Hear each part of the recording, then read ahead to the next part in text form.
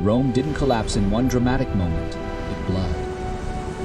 And by the middle of the 4th century, the Western Roman Empire was bleeding in a way that felt permanent, like a wound that never fully closes. Provinces were still Roman on paper, but on the ground everything was harder to tax, harder to defend, harder to govern, harder to believe in. In that atmosphere, a single battlefield victory could mean more than territory. It could mean confidence. It could mean time. It could mean survival. That's why Strasbourg matters, because Strasbourg was not simply a clash between Romans and barbarians. It was a test of whether the West could still do the one thing empires must do to remain empires: enforce consequences.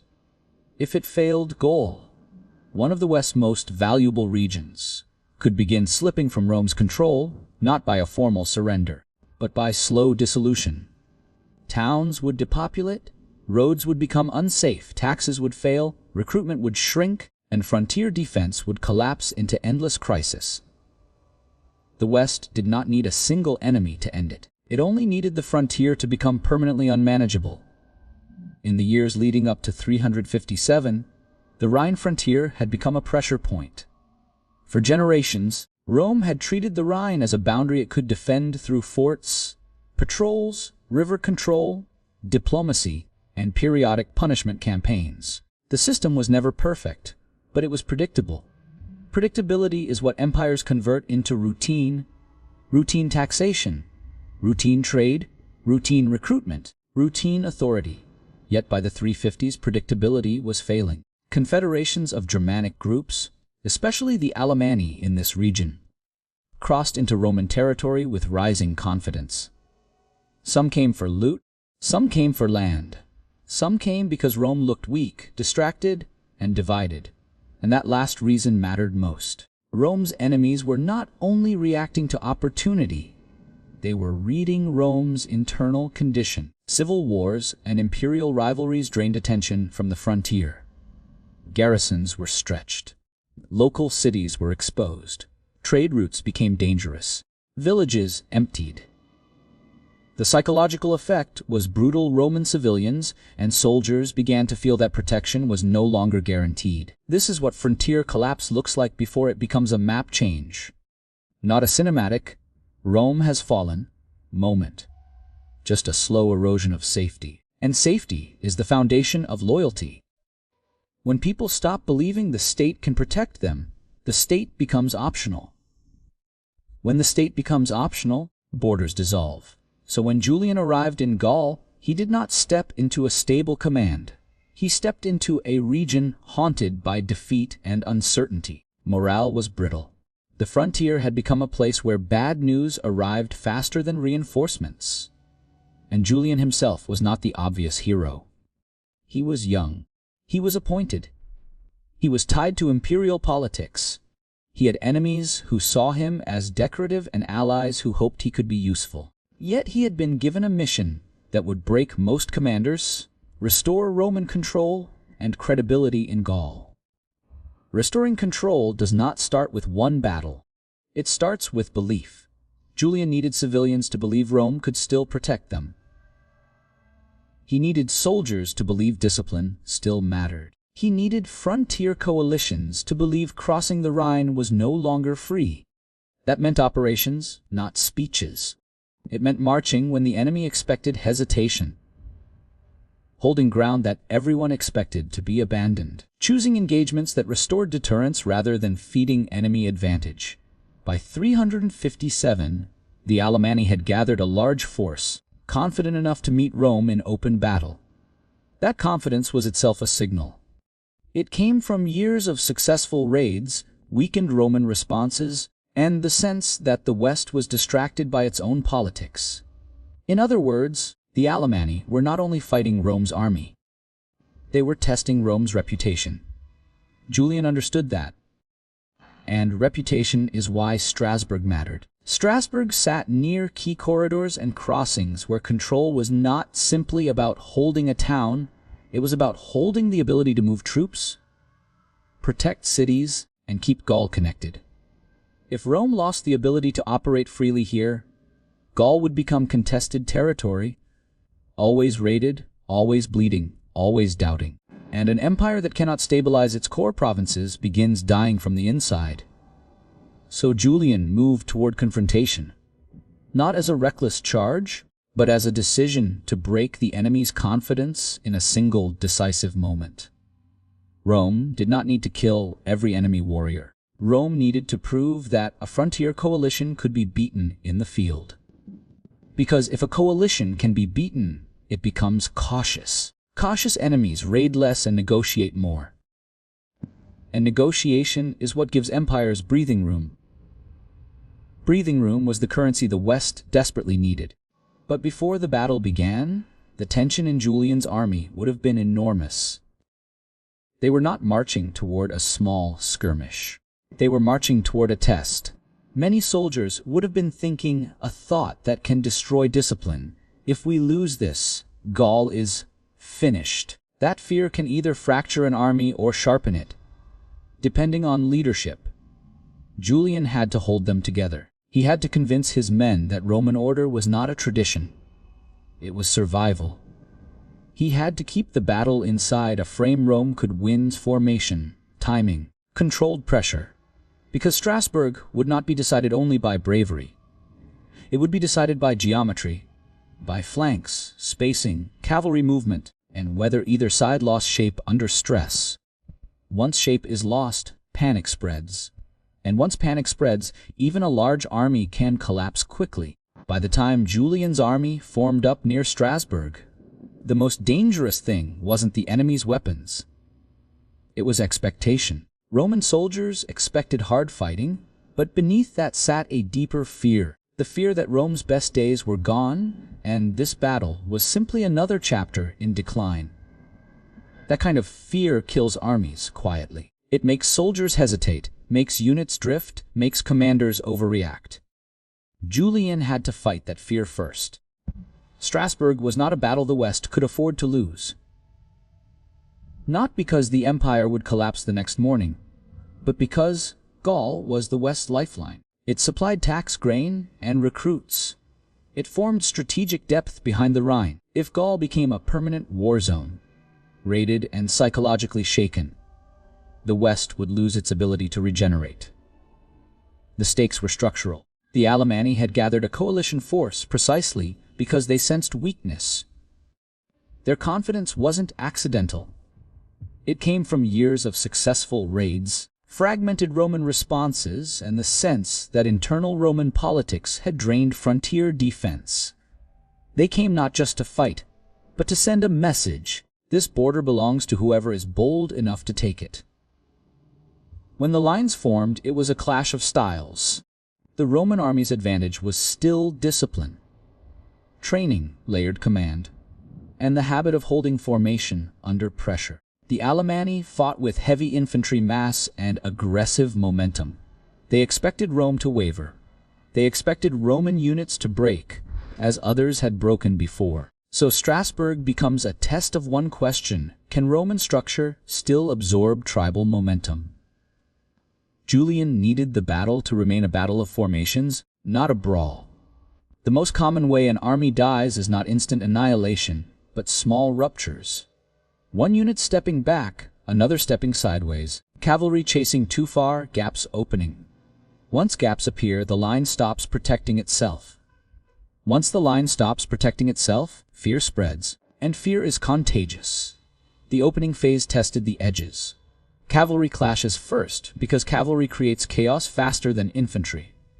When cavalry wins a flank, it can wrap behind the enemy, threaten the rear, and turn a steady front into a trap. Late Roman cavalry could be unstable. Horses panic, units scatter, morale shifts instantly. If Roman cavalry failed early, Julian's infantry would be exposed and confidence could collapse. That is what made the cavalry struggle so dangerous. Julian could not personally fight every flank. His job was to impose discipline, keep units from chasing, keep the line's shape intact, and prevent one local setback from becoming an army-wide panic. As cavalry fought, infantry closed. The Alemanni charge hit like physics, weight against weight, momentum against structure. If the Roman line folded, it would not fold politely, it would collapse. Roman discipline mattered in tiny actions. A man leaning into his shield instead of stepping back. An officer shouting timing rather than rage. Units maintaining spacing rather than clumping. Soldiers resisting the instinct to break formation and chase an early target. The longer the Roman line held, the more the Alemanni paid a hidden cost: fatigue. Momentum burns energy. Charges feel powerful, but if they don't break the enemy quickly, they become expensive. When the charge loses speed, the battle becomes a grinding push, and grinding favors the side with superior discipline and command. Strasbourg began to tilt gradually, like a door being pushed closed. But victory brings its own danger: overconfidence. The temptation to chase too early can break the winner's formation and allow a desperate counterstrike. Julian needed controlled victory, not a reckless pursuit that would leave his army exhausted and vulnerable. The point was to win in a way that changed the enemy's behavior afterward. Once the battle dragged into a long, grinding contest, Strasbourg stopped being about who could charge harder. It became about who could stay coherent longer. Coherence is where Rome, when it remembers how to be Rome, still has power. The empire in decline wasn't powerless, it was uneven. Strasbourg mattered because it showed that under the right leadership, Rome could concentrate its strengths into something decisive. The Roman line held longer than the Alemanni expected. That alone was a shock. Attackers rely on a psychological chain. The charge hits, the enemy hesitates, the line wobbles, and the wobble spreads. But when the enemy does not wobble, the charge stops feeling heroic and starts feeling costly. Fatigue rises. Confidence drains. The coalition begins to question whether its momentum will actually deliver victory. At this stage, the battlefield's geometry decides the outcome. If either side's flanks turn, the center suddenly feels exposed. Soldiers can tolerate pressure in front. They cannot tolerate the sense that pressure is coming from the side or behind. That perception creates panic faster than any spear. As the fight continued, Roman units stabilized and applied pressure methodically. The Alemanni, who came to overwhelm quickly, were forced into a long fight that punished endurance. Large coalitions depend on leadership confidence. When chiefs appear in control, warriors fight longer. When leadership is lost, fear spreads faster than commands. A turning point comes as enemy leadership collapses or is neutralized on the field.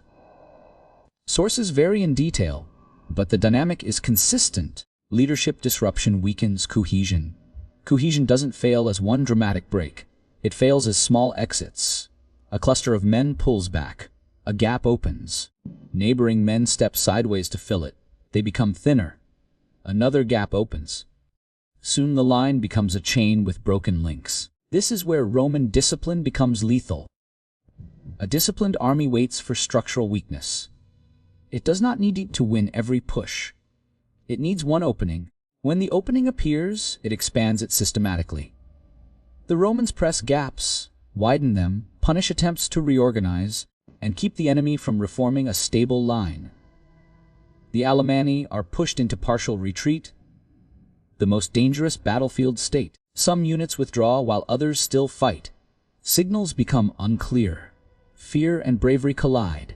Soldiers look sideways and ask the question that decides everything. Are we still holding? Once enough men decide the answer is no, retreat becomes flight.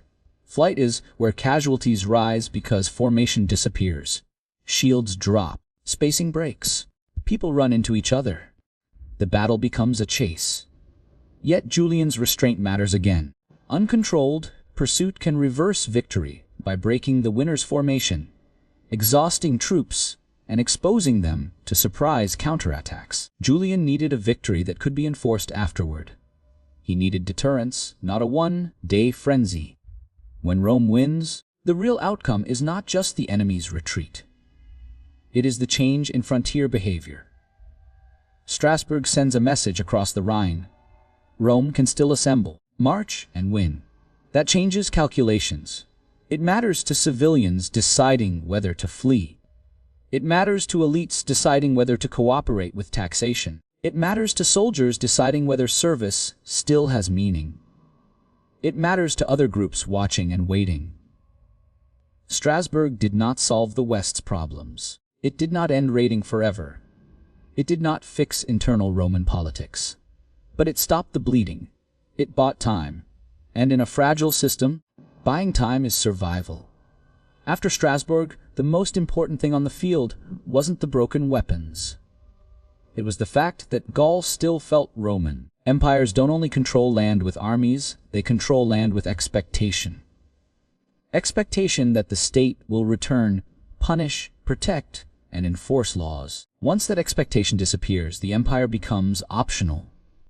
When the empire becomes optional, borders dissolve. Strasbourg slowed that dissolution. Not forever, but long enough to matter.